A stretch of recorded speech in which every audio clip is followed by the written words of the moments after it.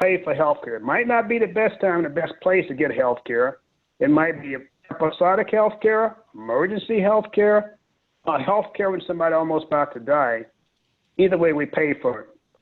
So as we go forward and continue to live in this COVID environment, I would encourage you to think about that, because there are some veterans who are entitled to care, but they don't have access to that care because they don't know that they can get that care. There are some of our brothers and sisters that are homeless that need health care.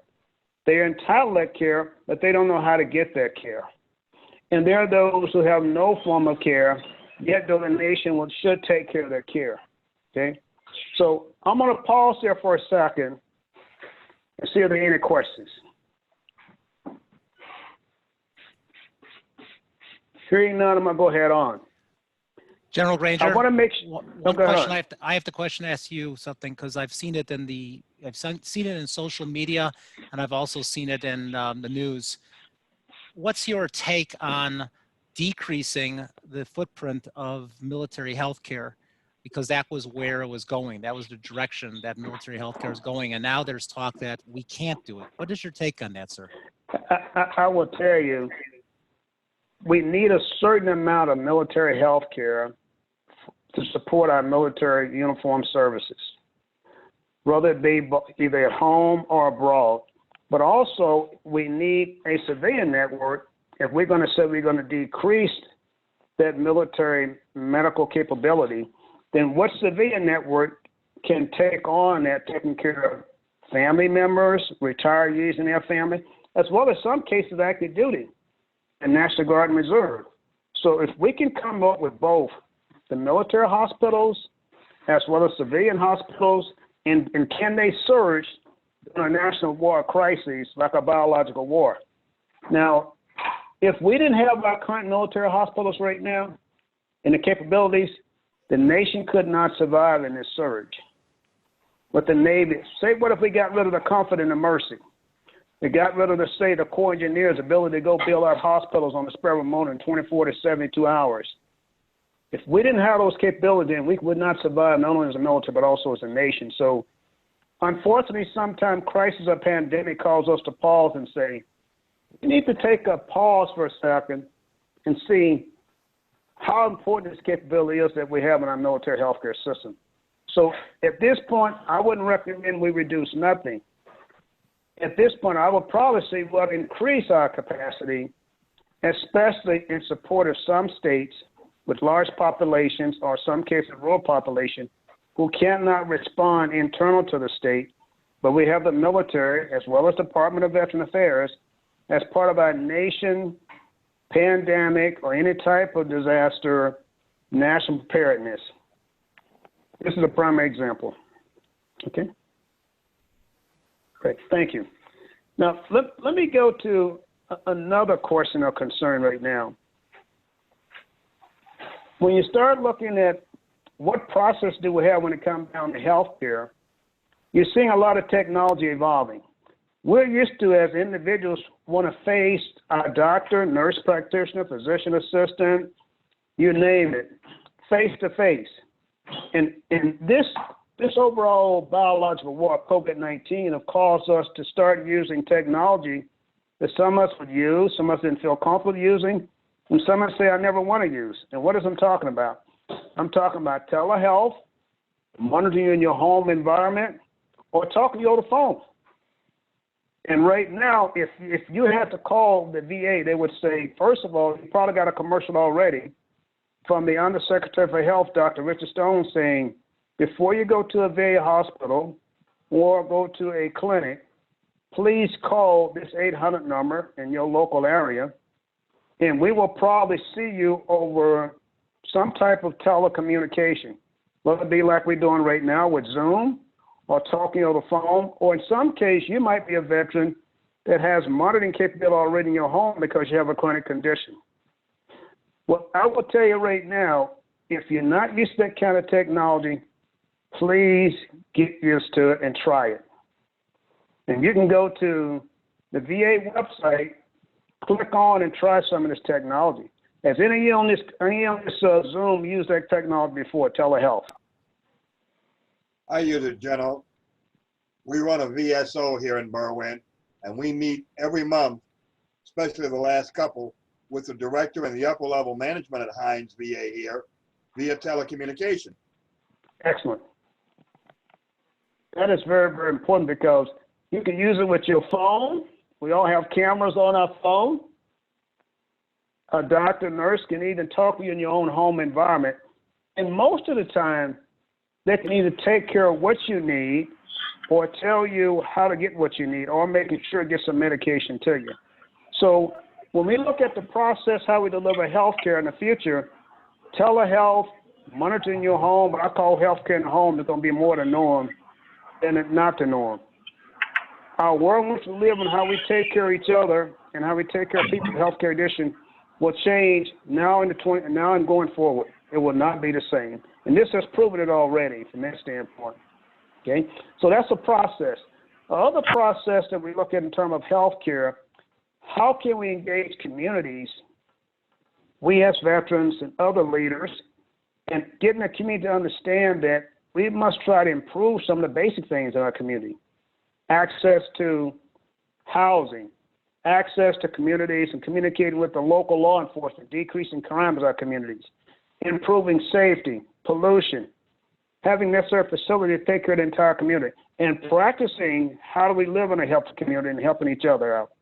That's a process that it happens, but only happen episodically. Now, in the state of Illinois, you're in an environment where you're getting hit pretty hard with COVID-19. No fault of your own, but systems like that logistically, large cities, are not designed to take care of national crisis or pandemic. Now, do they practice it? Yes. Do they do the drills? Yes. But when they have to live through it, it put a strain on our supply and logistics system. And that's why a lot of times during these whole healthcare processes, you need agencies like FEMA and especially the Department of Veteran Affairs and Department of Defense. You may or may not be aware of that. If this thing gets to another level, the VA hospitals will become part of that civilian network. We'll be putting civilians in VA hospitals along with veterans. We'll also be putting civilians in military hospitals. And in some states near some camp base and station, they already been approved to take civilians along with military as part of the pandemic response. So that's what I'm talking about, the overall healthcare process. The other thing I want you to do when it comes down to healthcare process, we as veterans understand a lot more about healthcare than we realize. We sometimes have to take some of the same process we've learned in the military and our veteran life and share those with our civilian leaders too, because it's totally different from what a lot of us experience. Any question about the healthcare process now and going forward in the future? General And by the way, Granger, feel free to ask me any political question. Doesn't matter. General Granger, I think I want to, the folks that called in, I've noticed that there have been some indicators that there's some sounds with the squares that I get to see and we all get to see. For the folks that called in, any questions? Commander, just in case the membership is not aware, the Secretary of the VA recently signed a document putting the VA at level 4, which makes it now subject to being overflow for civilian hospitals within our communities. That has been invoked in California, Michigan, and New York. Right. And we will probably see it in the state of Pennsylvania. We might see it in the state of South Carolina. It might even happen in the state of Louisiana. You can expect to see it again pretty soon in Florida, because Florida is being hit almost as hard as New York. In Miami-Dade County, it's really starting to get bad, according to the Kinsa Health System. And that's what I was talking about. The Department of Defense hospitals and the Department of Veteran Affairs hospitals are part of what we call a national preparedness response. And they're considered to be what we call tier 1 healthcare systems. Correct. So we can expect to see more of that. Okay, any other questions about the process of healthcare and what it is right now and how it will never be the same again going forward? General, a major question has to be, now the VA here has been moving out clinic dates. Some of them are as much as 2 to 3 months, or scheduling you for telehealth. And as you understand, many of our members in the Legion are already older and have multiple comorbidities, which means that because you were going to go see podiatry this week, that podiatry appointment may not be important, but your dermatology, your oncology, for those of us like myself suffering from cancer, or your, what do they call a heart doctor? Cardiologist. Yeah, those could be very important. And to move those appointments out 2 to 3 months, how is the system going to get back to a balance where we're active, where we're really working with current data? You understand? Is my question making sense?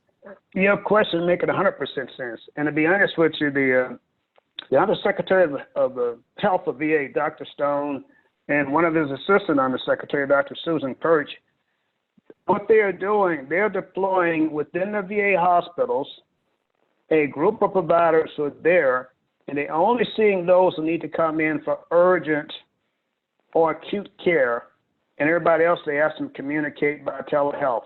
So when you call that local 800 number, they say, well, first of all, can we assess you either over the phone, and you're the one of those who might need to come in because you're getting some form of cancer therapy or follow-up for your cancer. We just can't control your heart disease, say remotely. You need to be physically seen. So they're trying to be as strategic and careful as they can, at the same time protect you from COVID-19 or exposure by keeping a distance and also getting you wear protective masks and everything else. Now, to get to how do we get back to some state of normalcy, like I said a few minutes ago, the way of the future will probably be we'll do more telehealth, more monitoring of individuals with chronic condition. We'll give you devices to have at home so we can check your oxygenation. We call them pulse oximetry. Put them on your fingers. We'll be able to check your weight with a Bluetooth-enabled weight scale that we can tell you exactly what your weight doing. We'll even be able to get you to blow into the device and see how well are you breathing in terms of your breathing. That technology is being used right now. And there is a group of veterans right now who monitor from home. They have a nurse on a screen just like we're like now looking at all those patients, have a computer looking at their vital signs, their weight, their heart rate, and also adjusting their medication just by communicating with them. So the point I'm trying to make is that we'll still always see you face to face. Those appointments made out in the future, they'll probably move to the left once we get past it. If not, they'll say come in for an acute reason or an emergency reason so you won't get worse or unfortunately get to the point of death. Did that answer your question, Mr. Ward? Yes, it does, General. Thank you. But I am concerned that as we move some of these appointments out beyond that 90-day threshold that we've used for the last few years, it's going to overwhelm the system because most of our members are beyond the age of 65. Many of them have limited technical knowledge of how to do all these things. And they have maybe only a basic phone system. They may have a smartphone, but only have basic minutes attached to it and not know how to use all its features and functionality.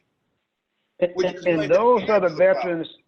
Those are the veterans who need to get priority because everybody will never be technologically savvy, to be honest with you. And then if you have one of those phones that give to you under the Medicare program, you only get so many minutes per month, and you want to use those minutes strategically. So I understand that. But one thing I will do now, since you brought this issue up, it's a critical issue, I will email the Undersecretary for Health, Dr. Stone, and his other two secretaries saying, look, I was on a call with a great group of veterans in Illinois, and they have a concern that even though we're talking about telehealth and teleconsult over the phone and with cameras, there are veterans who have limited bandwidth in terms of minutes on their phone. They might not have the technological computer and everything you have at home. We need to continue to figure out how we reach out to those veterans. Now, I would tell you, at the VA Medical Center near Fort Polk, Louisiana, that medical center director is literally getting his nurses who are waiting for something to happen to call all those veterans with chronic conditions just to see how they're doing. Do they need anything? And do they need to get a visit? And they're setting it up through the contracts that are having visited some of those veterans. But I will bring that up, Mr. Ward. to the undersecretaries as we go forward, and probably make those veterans who are not technologically savvy part of that priority system, getting them in a lot sooner once this sort of die down with time. In the interim, they still need help, and I'll make sure that's brought to their attention. I appreciate that, General, because I can't go through the upper echelon management here at Hines anymore because we lost our primary director some months ago. We've been working with an interim director, though we now have a new director. None of us have met him yet. So that's kind of hard. Of the medical center at Hines? Yes, sir. You have Dr. Braverman. No, Dr. Braverman left 8 months ago. He's in California. He's in James California. Stalling took over last Monday. Stalling took over? Okay, good. All right. So that makes So it you've kind been of trying to, difficult. you've been trying to arrange a meeting with the interim or current Hines VA Medical Center director. That is correct. I have no problem when it's a problem with a vet or with my own health care of going right to the medical chief of staff, chief of staff. I'll go, a squeaky wheel from the Navy gets the grease.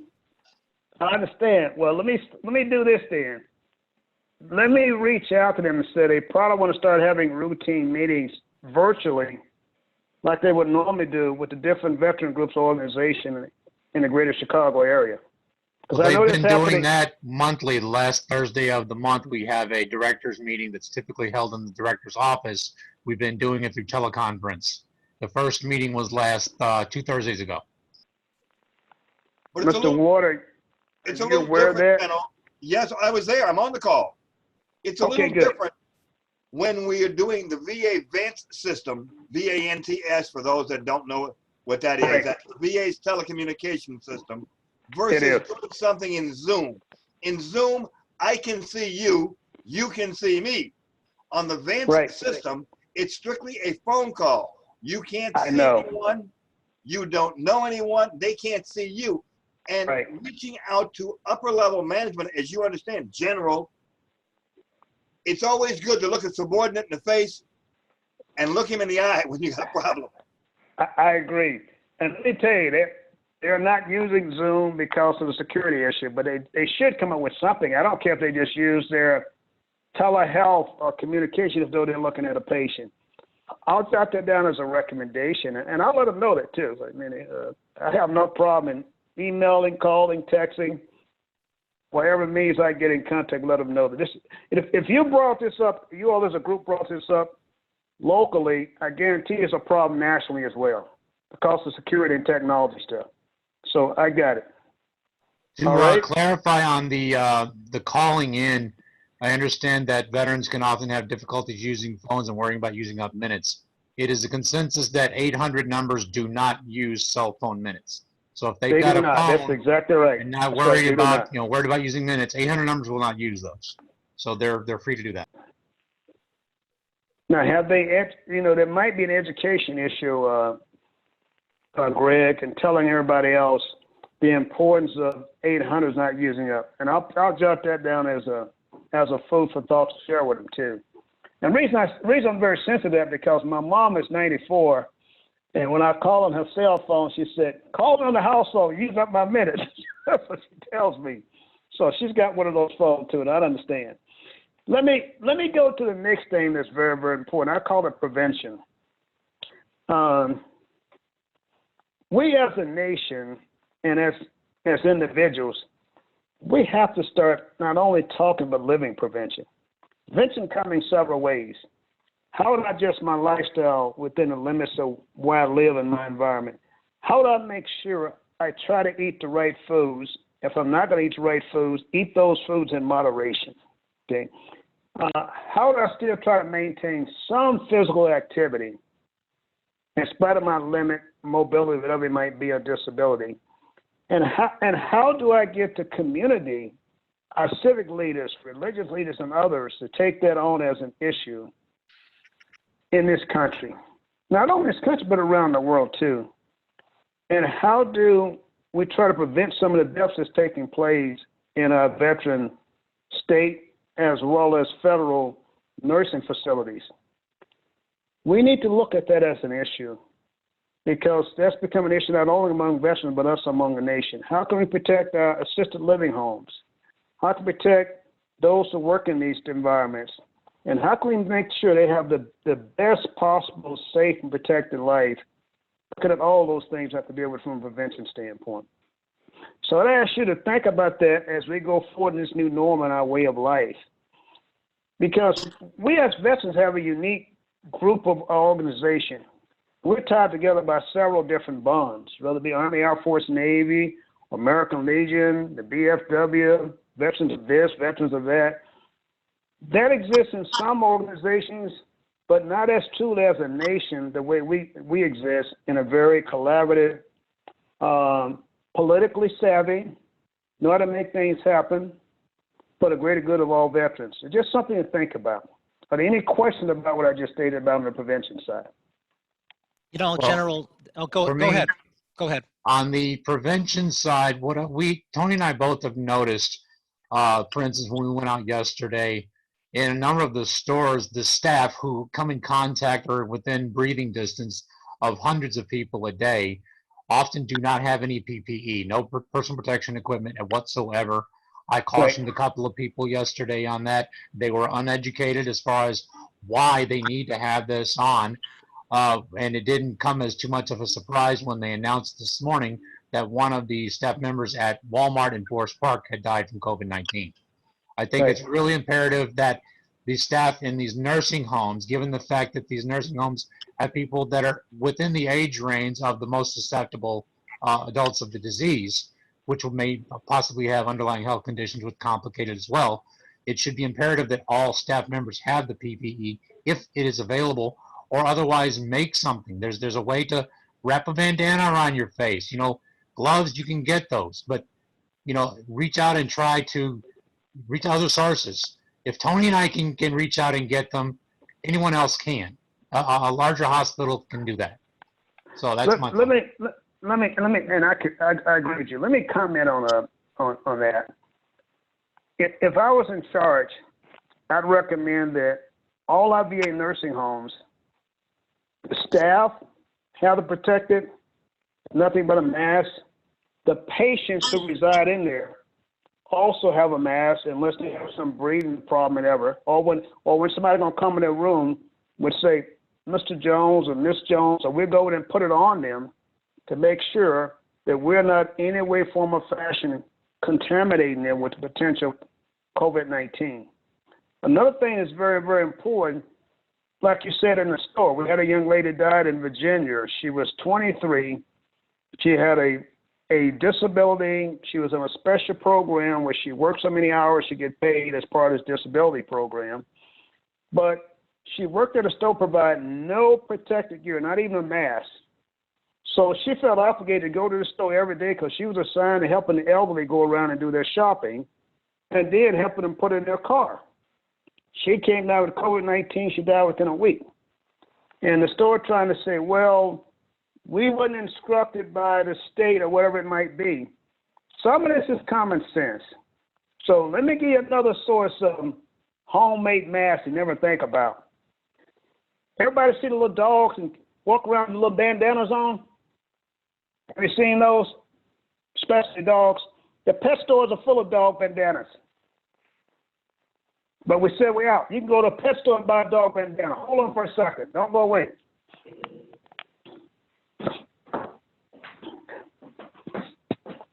By the way, everybody, if you're not talking, please mute so there's no feedback. This is a dog bandana. I went to the pet store and asked the lady, how many you got? She said, I have cases of these. This is a dog bandana. You can't tell me you can't turn this into a mask. You can make it short as long as you want to. So if you're having problems finding them, go to every Petco store you can find. They have cases of them in there. Look how big that is. You can probably make 2 out of this. So that's one source, okay? Another source is taking your nice little military little T-shirts you have around there, cut them up in strips. Cut them up in strips. Just cut them across. That's thick enough. You can take that and fold it, put a rubber band around it. You can make those too. You can volunteer to do that. The point I'm trying to make is this: unless we protect ourselves and prevent this from happening, with protected gear, basic simple masks, social distancing, we're going to have more and more of us to die, especially in our assisted living homes, nursing homes, veteran service homes. So I encourage you to every opportunity, talk to your local authorities and enforce these in the grocery stores.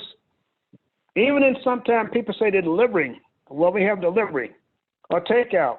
If they're going to deliver it to your home, they need to have something on too. Even though they're trying to put your food on the porch, they're still out and about coming in contact with people. So that's on the prevention side. Any other questions about it? General Granger, this is Joe. I kind of get a sense that you're helping us get the word out, but is there something that we can do as a post, as an organization? I mean, is there something more concerted? I mean, we started, I'm doing weekly commanders calls so people can call in and talk to me. We're not canceling our meetings. We're doing it online. We're constantly posting stuff now about COVID on the website and our Facebook. We're doing, is there anything else we can do as individuals? Yes, you can. Yes, you can. I would ask those veterans who cannot get out about, who are not technologically savvy, do you have a little homemade protective mask? Well, I don't know how to make it. Then see what you can do to help them get access to a mask. I don't care if it has to be made. Or getting bandanas from the pet stores, or taking T-shirts, whatever. Okay. Then ask them, are you getting the medication you need? Do you need us to get on a three-way call to the VA and seeking get you in and get what you need? Get on a three-way call. You can do that with your phone. Just add another call in. Okay? Do those things. And then if you know those in, say, an assisted living or nursing home, saying, look, do you feel safe and comfortable in that assisted living or nursing home? If not, they say, well, why don't you feel not safe? Well, they sometimes clean up, sometimes they wear a mask, sometimes you don't wear a mask. Reach out to those facilities saying, look, we have veterans in there. Or call the local VA and say, look, we're concerned about our fellow veterans that are in their homes. You tell them to call, or they wait on the phone for a long period of time. Ask them when they call how long they have to wait. Push it up the food chain. Those are the things you can do. And they might say, look, I'm afraid to get out, but I need to get some basics. What can you do to help them get those basics? Water, bread, little eggs, little milk, or do you have delivery service by Walmart or the local stores around there? Those are things you can try to offer and help them from that standpoint. Okay. Now let me go to the next topic, because I don't want to suck up all your meeting here. All right. The next topic I want to talk about productivity and what are we having an issue as a nation and getting what I call products to those who need it. When is the last time we had a major pandemic in this country? I'm not talking about 9/11.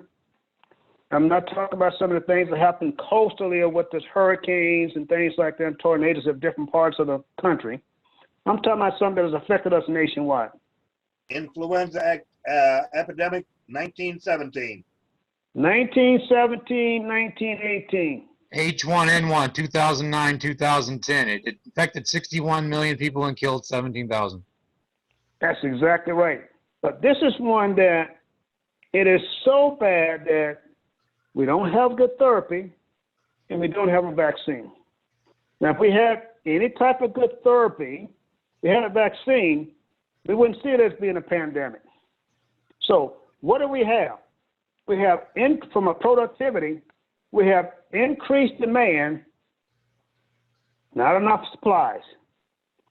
If we do have enough supplies, it's a logistic challenge. Hospital systems, government, whether it be county, local, or federal, they're not used to handling logistics. Those are military operations. Think about it.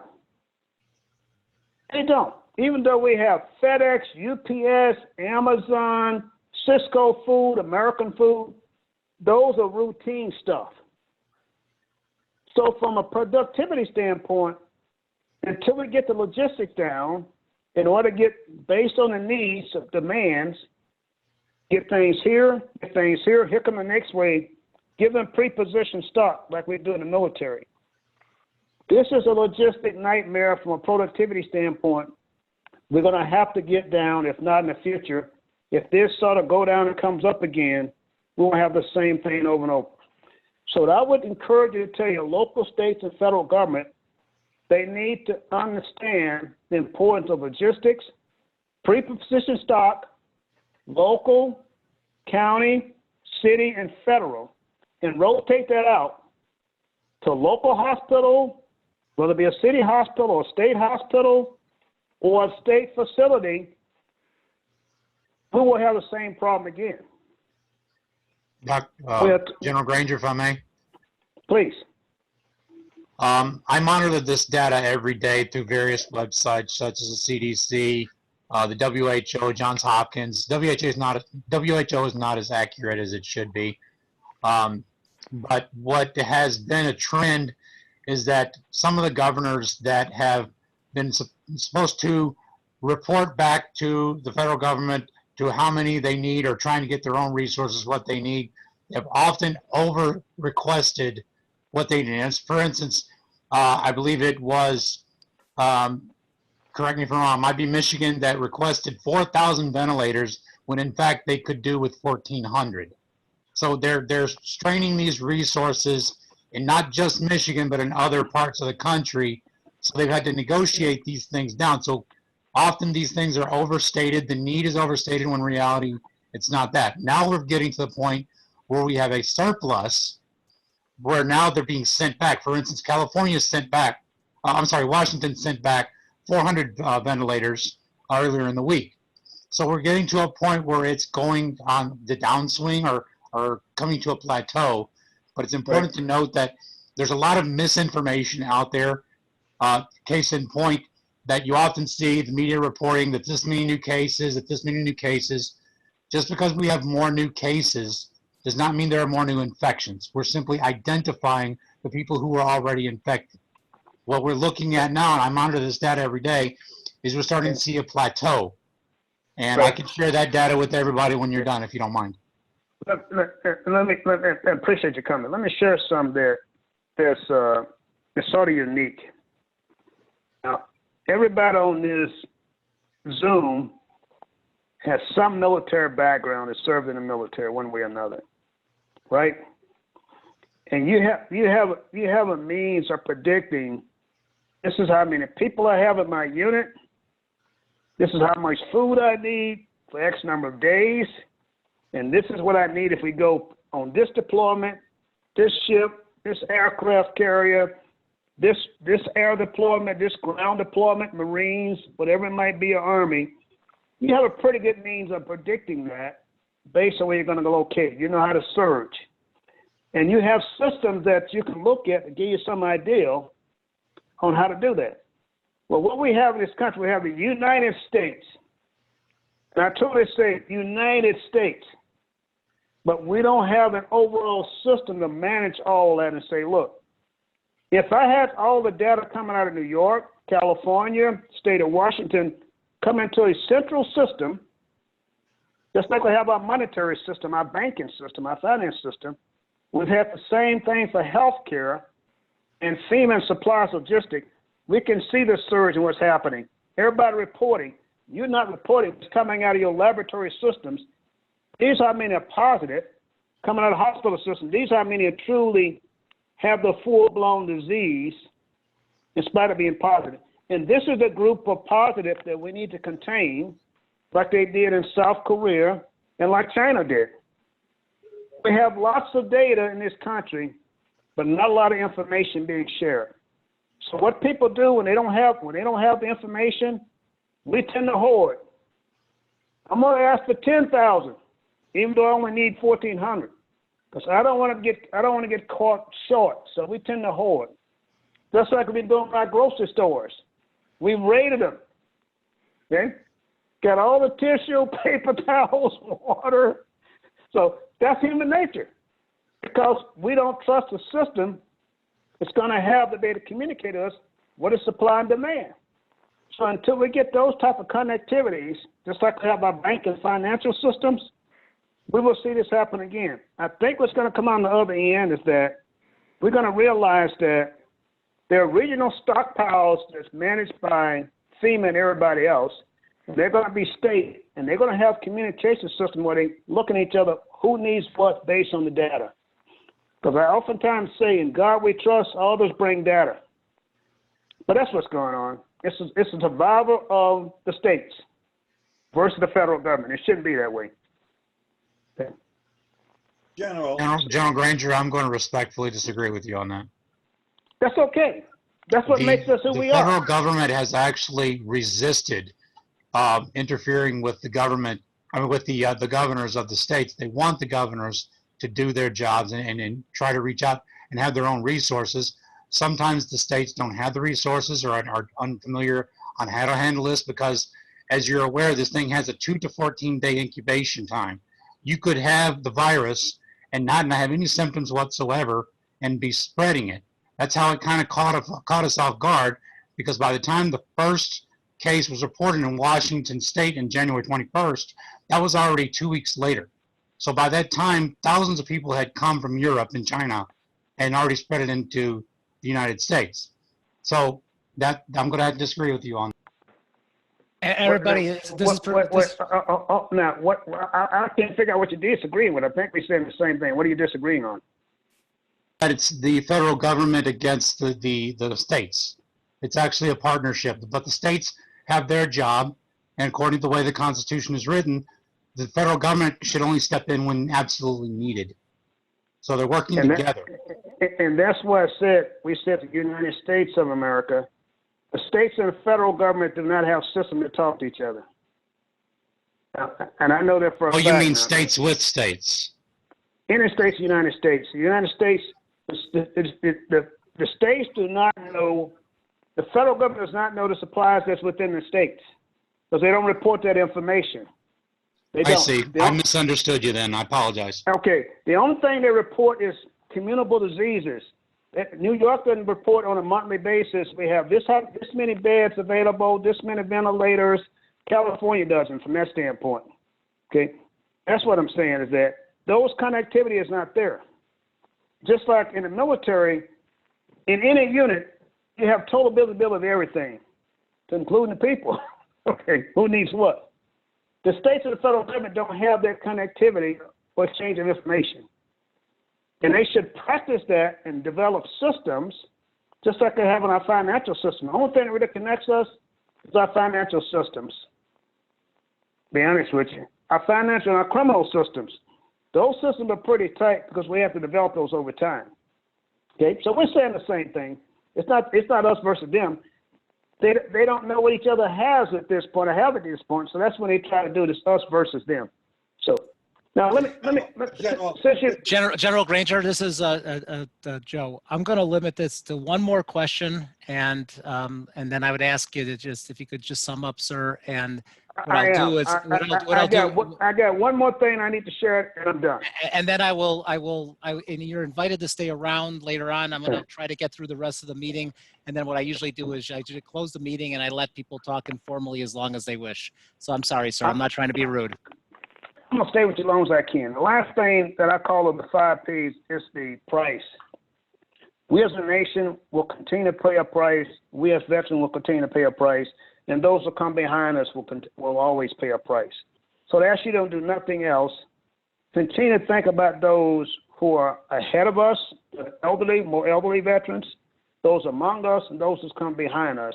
And continue to work together to make sure we work for them for their benefits and what they're entitled to, not only now, but also in the future.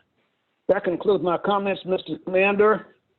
I'll take any questions after you have your formal part of your meeting. That's great, sir. Thank you for your time. Okay. Thank you, sir. And I'm clapping for you, but I'm also going to do my reaction for you with my clap. Those of you should know how to use the reactions now. You should all be able to clap. There you go. See, Greg's got it. We're all learning how to use this. And hey, General Granger, I need to ask you one thing. Since we're going to make you a member of our post, what's your hat size so I can get you, when you join our post, you get a cap. You know what? A 7 3/4 for 8 will be fine. So I can just, Well, I will order All you right. a 7 3/4, and I'll go offline with you to make sure that you get your cap in the mail. And I also wanted to, usually in my meeting, I always welcome guests. We have another guest on, one of my, a lady that got commissioned with me back from the University of Illinois. Krista Walsh is joining us from Cleveland, and I'm trying to get her to be a member of my post as well, because I want our post to be international. So Krista, welcome to us. And just so you know, Krista works at the Cleveland Clinic, General Granger, and I would love to connect you and Krista sometime in the future. Hey, Crystal, not to suck up your meeting, Mr. Chair, or Mr. Commander. I visited your institution in September of last year, the 10th through the 13th. I visited your data analytics system. You have one of the best in the world there in Cleveland Clinic. And by the way, Cleveland Clinic was started by military officers. All right, I'll stop there. Yes, sir, I know that, and I'm a proud veteran, and I'm proud to say that with the help of the Undersecretary of VA, we were able to work out a deal with Optum to take care of veterans through the community care network. So if you need services and if your health system in Illinois is overrun, Cleveland and Ohio has capacity, because our governor and Amy Acton, the medical director here in Ohio, did act quickly, and they were ahead of the nation in terms of quarantining.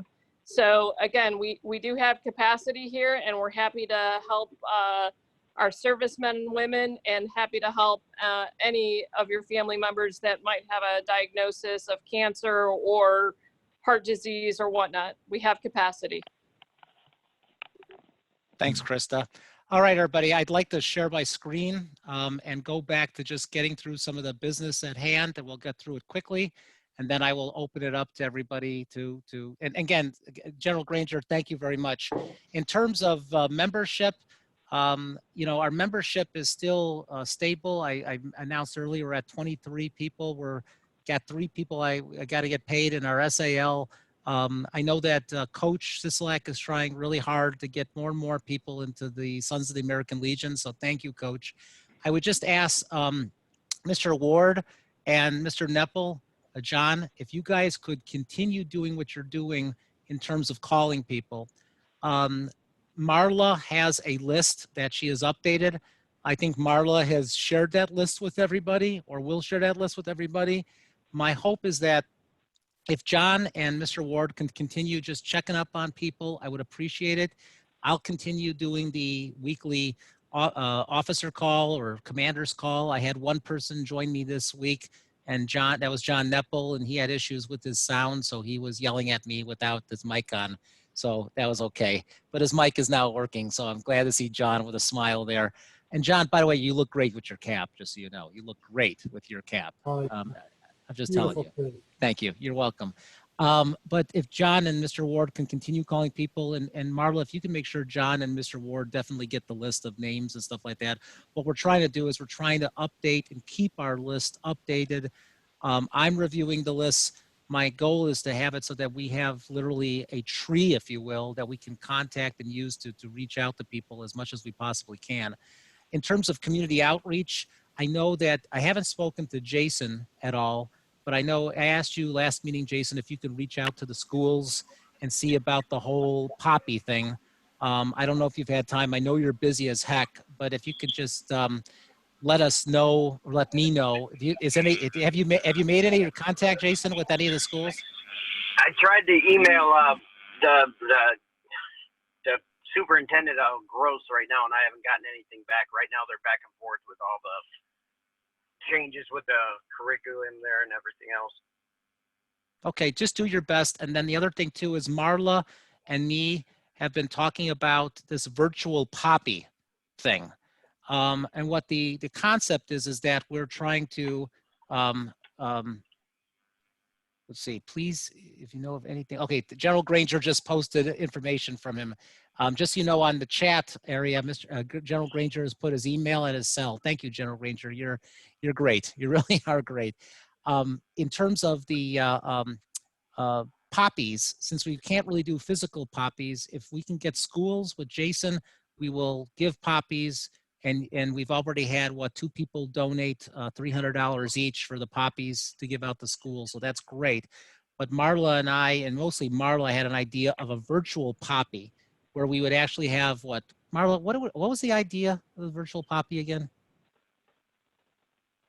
So if anybody is familiar with Facebook, people will get to use what's called a frame around their profile picture.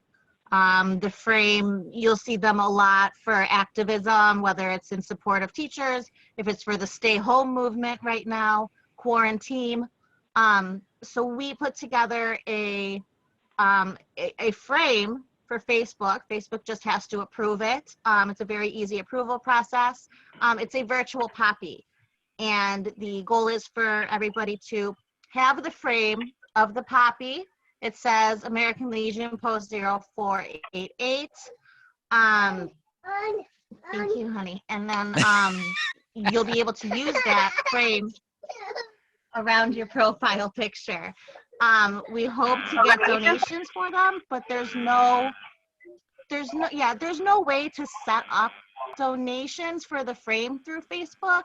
So right now, tentatively, I think it would be more of an honor system, like please donate $2 for this virtual poppy. But it wouldn't be a guaranteed thing because there's no way to set up donations through Facebook specifically for the frame. We could run a fundraiser, but the frame would be public no matter what. So that's why it's based on the honor system, because anybody would be able to use it, which is okay too. And Marla, with Marla's help, we set up a PayPal account. So the Post now has a PayPal account. So what I'm asking all of you is just to support us. We don't have to vote on this or at all, but just be supportive of this effort, because we're going to figure out how to get that virtual poppy out there.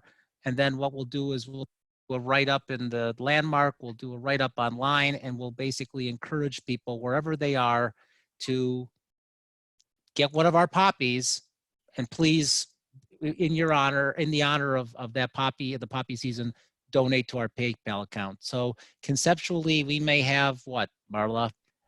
We might have a couple of $2 donations on PayPal, or we might have lots of donations on PayPal.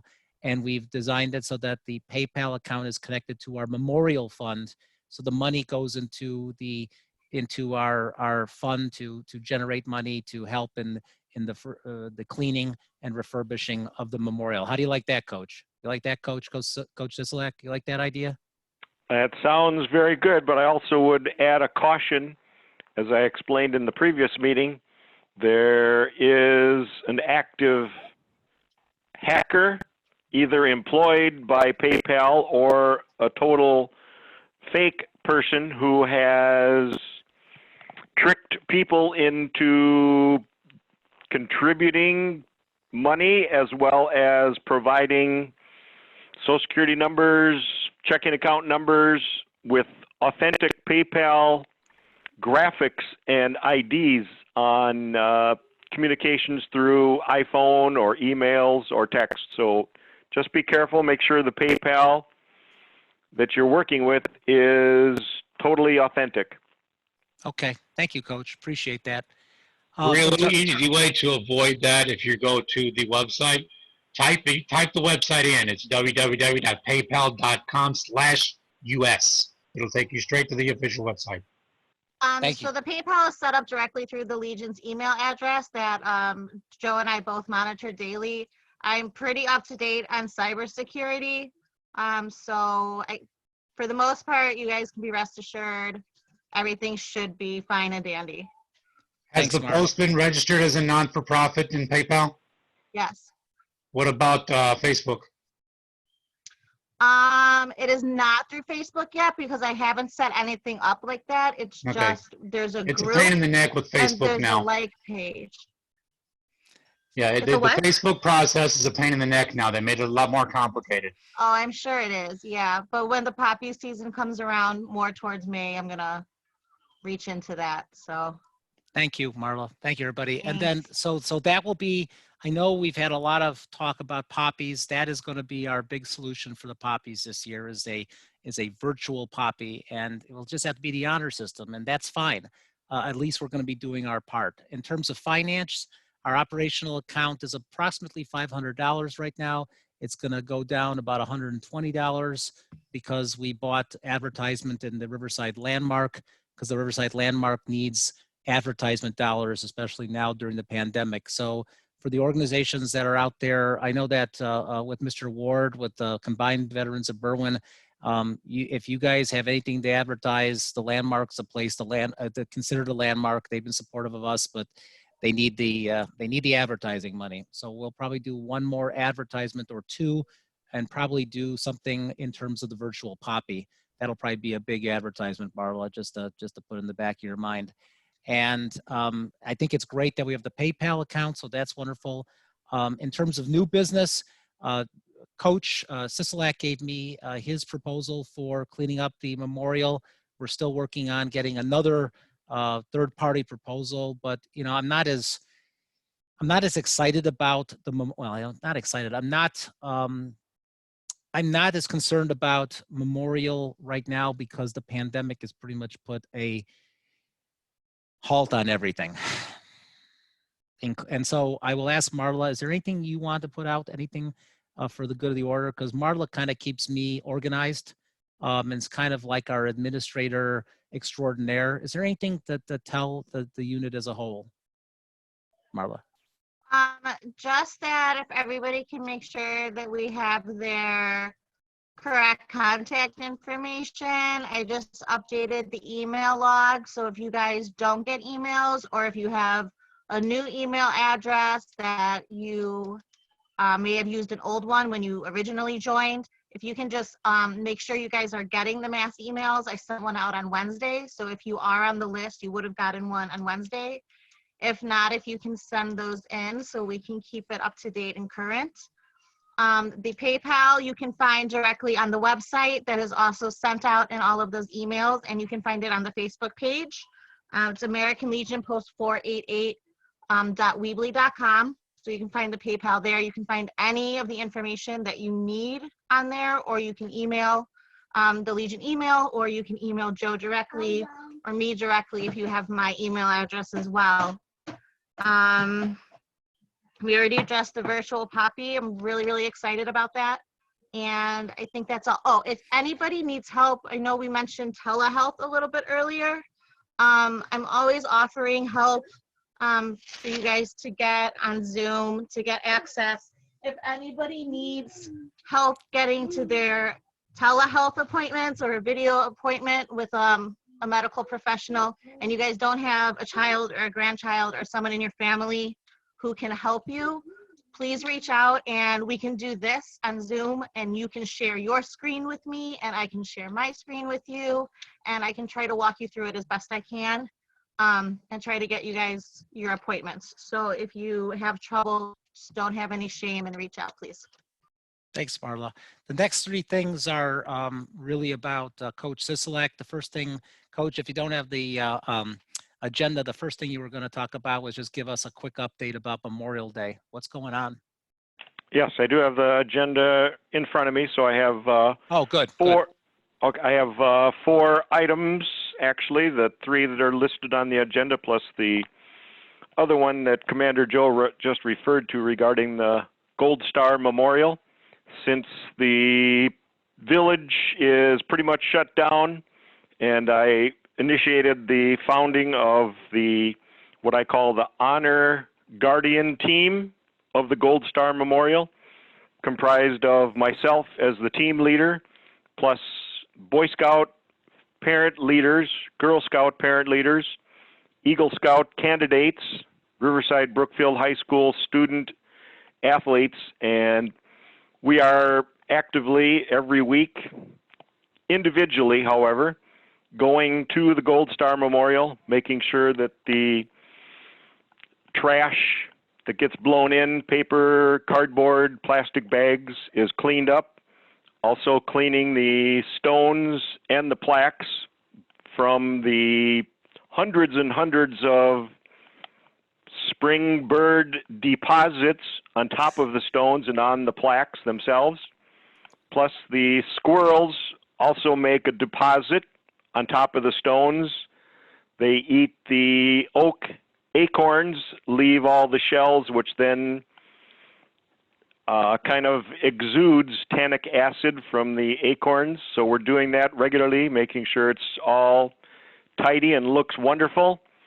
Also, 2 recent major repairs.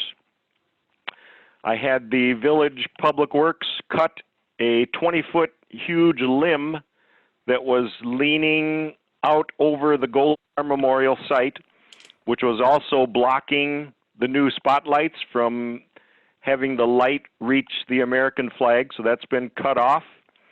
And also there was a broken pulley at the very top of the American flagpole, which sadly left the flag about 5 feet down from the top of the pole. So that's been repaired, replaced. The flag is now currently at the top of the flagpole.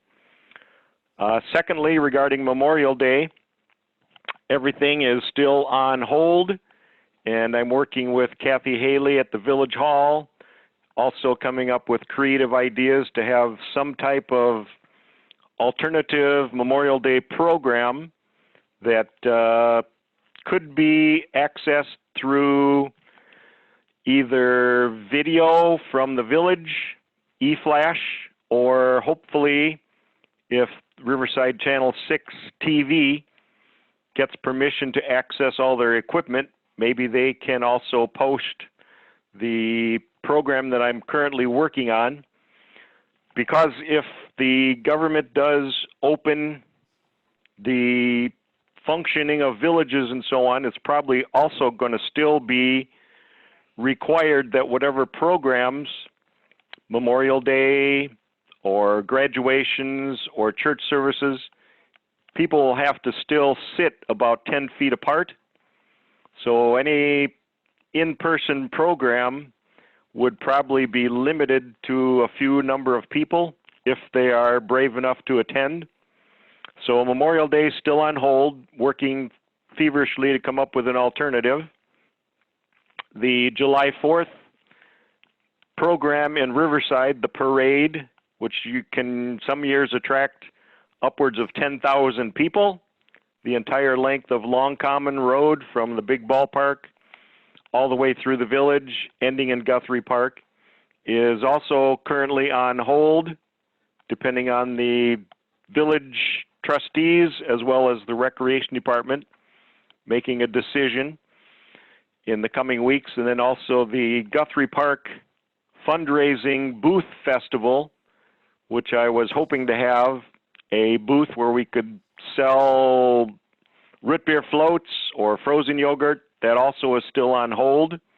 So I'll keep everybody posted as we get closer to a decision.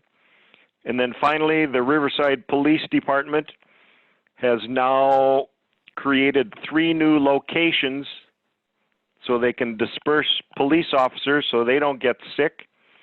The main location is still at the Riverside Village Hall, but that is accessible only through the glassed-in cubicle when you walk in the police station door, and you have to then talk on a telephone line to the police communicator.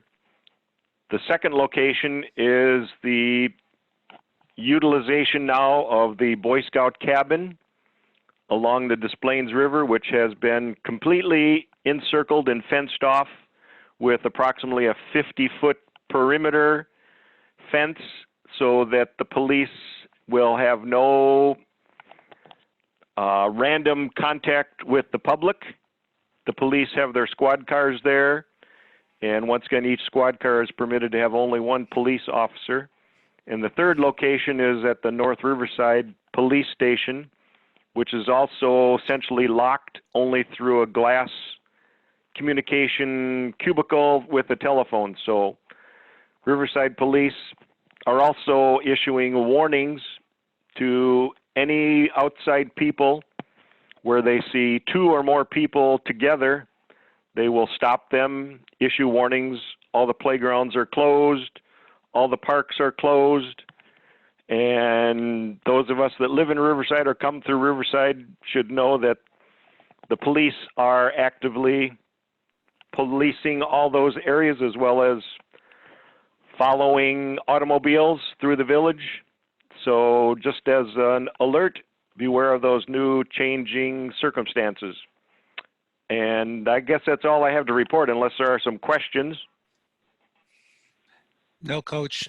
Hey, just so you know, if any of those people that you're getting to, any of those people that you're helping with in terms of the memorial or whatever, try to get those folks on as board for your squadron, all right? So that they can get their caps, but they can get their membership cards, and more importantly, they can pay their dues, which is cheap, and be members of the squadron. Okay.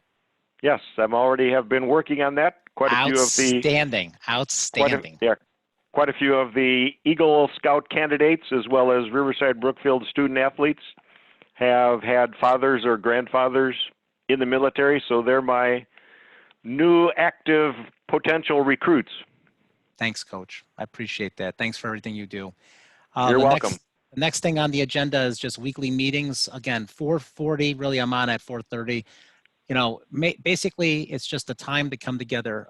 When I was on active duty, every Friday for most of the units I was involved in, we would have our you know, commander's call.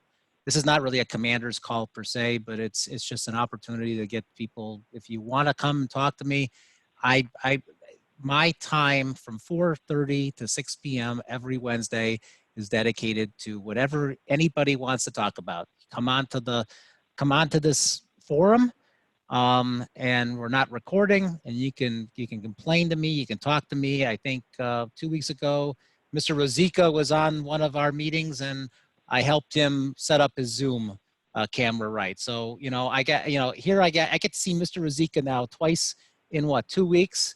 And, you know, it was too hard for him. It was too hard to get to one of our meetings from Yorkville. Now I get to see Mr. Rosica more than I've ever had, and so many different times. It's just made my life much better seeing Mr. Rosica more often. Thank you, Mr. Rosica. And then you're welcome, sir. And then the last thing I want to do before I call it an end to the meeting, I just want to go around and check on everybody. So I'm going to start with who I see in order of what I see.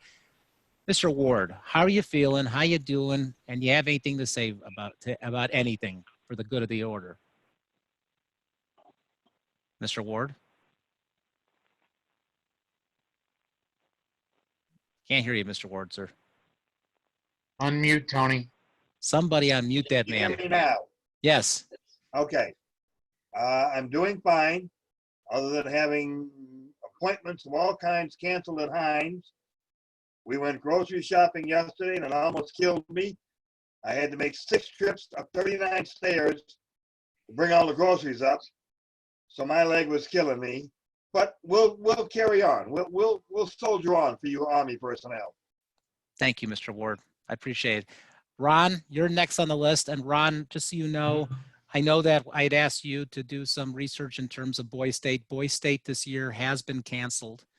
And the reason I know that is because I was going to try to teach there this summer, and it's just not going to happen. So they're already starting to plan for next year. So how you doing, Okay. Ron? How you doing? Yeah. And how's everything Okay. going? Yeah, I'm fine. Yeah, I saw the notice. I thought it said Boys Town, but I know it's canceled. Okay. And the only thing I was thinking about, I have a lot of extra furniture, and I found out I can get a storage space to store it. And I was thinking of giving some away to veterans for free. I'm not sure how to do that yet, but maybe I'll try that in the next couple of months. Well, hey, Ron, if you want to, what we've done, like for Guardian Corps, we've put out messages. So Marla has put out like notices, like about what they need, and we've actually gotten responses. So if you wanna type something up and send it to the Marla, we can post it. How's that? Okay. Thanks, Marla, for setting the precedent. Appreciate it. John Neppel, how are you, sir? Now I can hear you tonight. I saw your wife. Is she doing okay? Is Barbara okay? Barbara's doing okay. All's good. I can't complain. You know, it's a beautiful day here. Hopefully it'll be a little warmer. We can sit out on the deck and have a good time. Good. Hey, you're doing great. Mr. Chaplain, John Riccio, how are you doing and how are your kids? Doing fine. Plugging away. That's all you can do. Okay, that's right. Greg, how are you doing? And is there anything good for the order? I got a short presentation to show to the group if you want to leave me for last. Okay, I'll leave you for the last. And do you want to show it while videoed or Share my recorded? screen. I'm going to Okay. share my screen. Okay, Jim Ruzicka, Mr. Ruzicka, how are you? Oh, we're fine. Everything's well here. And how is Yorkville? How is Yorkville doing? The just center, fine. the center of the world, Yorkville. Well, it's the county seat of Kendall County. I know. God, somebody's got to be in the county seat of Kendall County. I want to thank you, General Granger, for his presentation. It was most informative. And also a thought occurred to me. There's a American Legion post here in Yorkville. On rare occasion, I visit them. I am on their mailing list. Their number is 489. And it's a pretty good sized post physically, and they serve luncheons and they have their usual Friday night fish fry. Of course, all that's on hold now. But I was wondering if possibly I might invite the commander into this Wednesday evening chat. Yes, go ahead. Mention Please. it to him anyway, and to see what he says. I welcome. What I'm trying to do is I'm working on another guest speaker for next month.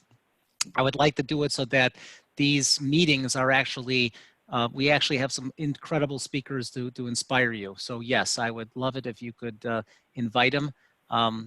You know, this should be value added, but more importantly, it's also a time for people to come together and kind of see each other. Does that make sense, Mr. Zika? Yes, it does. I think this is a great idea that you're doing. It's great. That's all I can say. Thanks, sir. I appreciate it. Marla, are you doing okay? I'm great. I'm Okay. about to rip my hair out, but I'm okay. Otherwise. That's what kids do for you. I know with my daughter, it's whatever. I've actually used my daughter in some of my classes to my college students. I haven't had a choice. She comes right into my view and I have to deal with her. Jason, how are you doing? You are a busy man. You're running around. You doing okay? Yes, sir. I'm doing just fine. Anything for the good of the order? I say just keep checking out for each other. I mean, I had a rough couple weeks just because I had a Army buddy. He was 6 months away from his 20-year retirement. He committed suicide. So I'm sorry. yeah, I know. It's just we got to watch out for each other. That's all. Jason, and that's something that I think everybody needs to know.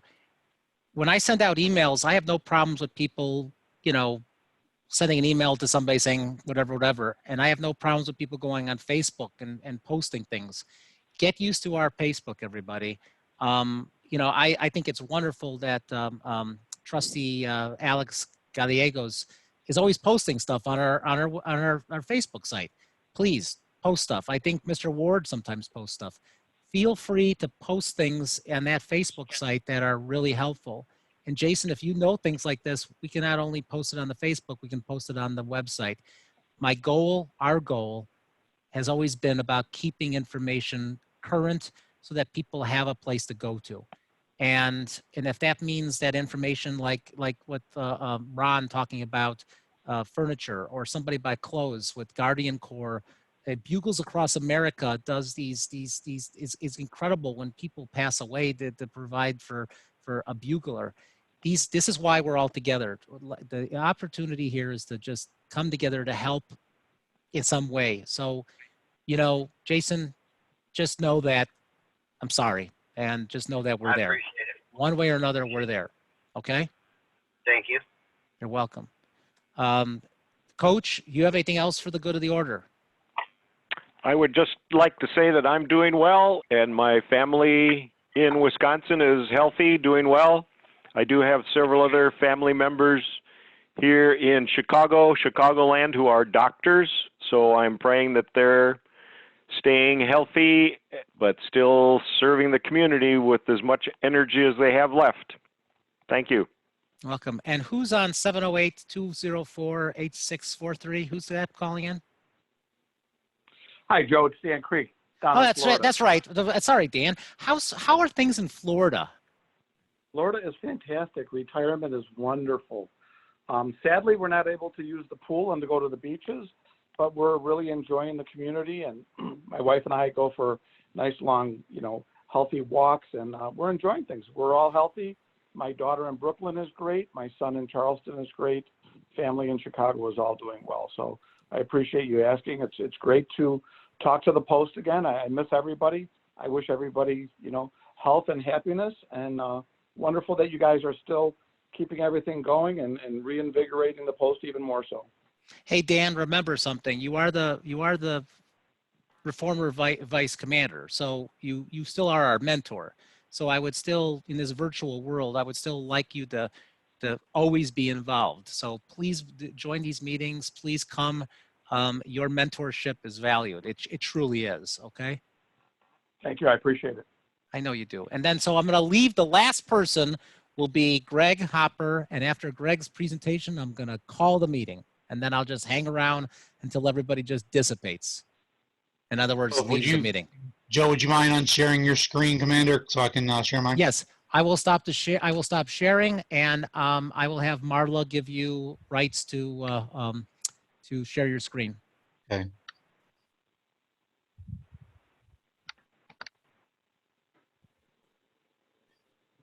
I think you should have the rights.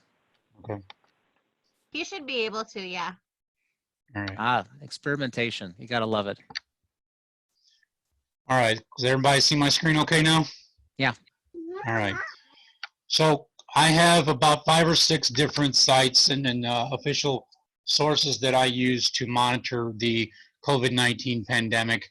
Now, given the fact that these are official sources, I still question them. So I look at this, and if something seems fishy, I'll be the first one to question it. But what I want to point out to everybody is that you see every day, you see the media saying that there's this many new cases, and what I'm showing here is you'll see this trend. Let me get this down. You see this trend right here that's starting to level off. Now what this graph is, it is the cases that have been reported by the date of illness onset, meaning if you had symptoms, they back up 14 days because that's the incubation time, and that's when they say that you got infected. So now we're starting to see this starting to level off a little bit. So I wanted to point that out, all right? Even though the graph that shows the number of cases goes up, the number of reported cases by date of onset is starting to level off. So, and the reason why I want to be clear about the number of cases reported does not mean more infections, because we're testing about 118,000 people a day. We're identifying the people who have already been infected. So that's why that's important to not be panicked and say, oh my God, there's more people being infected, because that's not the case. These people have already been infected and we're locating them. So the next one that I use is the Illinois Department of Health. And what we're looking at here is the number of deaths over the last 5 days. Okay, if you go to cases, it's going to go up a little bit. You can get this to load. See how this is starting to plateau? You only got about, maybe about a little over 1,000 cases in Illinois. But here's the important statistic, is the deaths. About 60, I'll actually listen 60, about 58 deaths yesterday. It's starting to go down. Even by 10 or 15, it's still starting to go down. So that's important.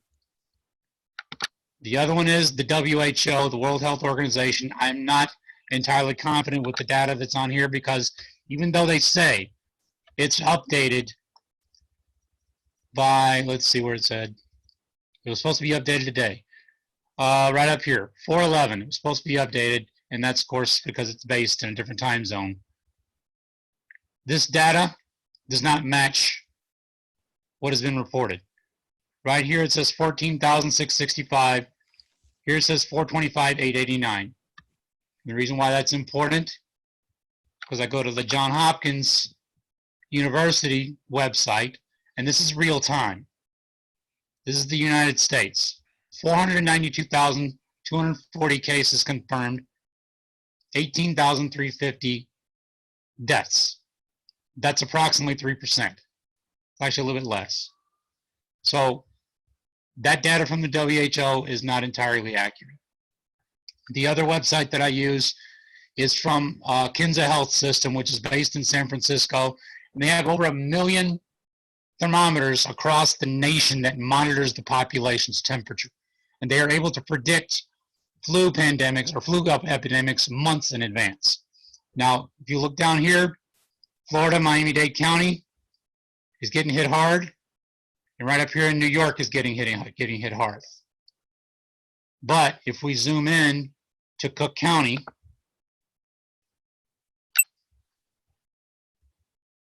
I can get this to work. Click on that.